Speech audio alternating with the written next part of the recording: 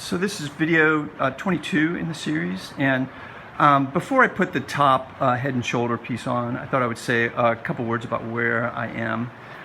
You can see that I've taken off a number of the panels. I've taken off this front panel for the waist, and I've taken off the bottom panel here for the hand, and I've taken off the front two panels here for the top of the hand.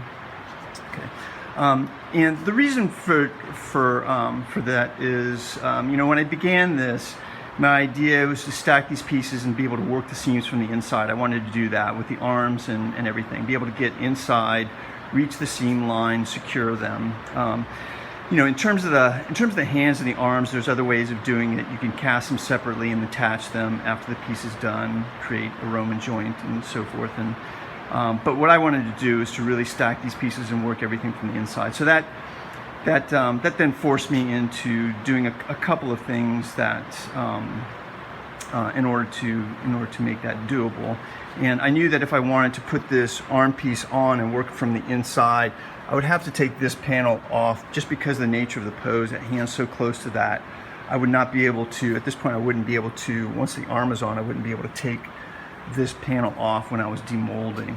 It's simply too tight to the arm. So I had to, when I finished this bottom section here, I took that panel off before I put this top piece on. So I wouldn't have to worry about taking the mother mold off of that section of the piece once the arm was in place. So now when I did that, I lost a little support for this top piece along just this top right quadrant or bottom right quadrant of the chest area, but I didn't really need that support because the fact that this piece is bolted down to that lower piece on the other three sides gives me enough support. So anyway, and then with the hands, I took off those panels the hands are basically finished, but before I attached them to the arms, I just wanted to take a little bit of weight off. It just made it a little bit easier for me to handle putting that into this piece and screwing it down. So that's what those are about.